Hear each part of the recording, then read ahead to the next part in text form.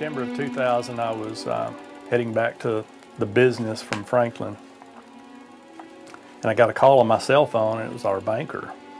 And the bank had intercepted a check through the fraud division, and they had described the check and was asking if that's something that we had written, and I didn't recognize it. I couldn't believe it. I was just blown away. And what I was questioning turned out to be a check that our bookkeeper had written. And it was in a way that they could cash it, and they cashed it the day that they left for vacation. I just didn't know what to think. All these thoughts started going through my mind. Disloyalty, I couldn't believe that they would do that. Had to be a mistake.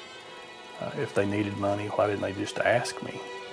At the time, I would help Russ Lott teach an adult Sunday school class, and he called me about 3 weeks after this and asked if I could fill in for him, and I said sure. I was having trouble coming up with a topic, but I knew this was on the front of my mind the whole time.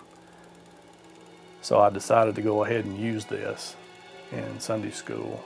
People were pulling their Bibles out, finding scripture about different parables and different examples in the Bible that spoke to misuse of money or fraudulent types of actions.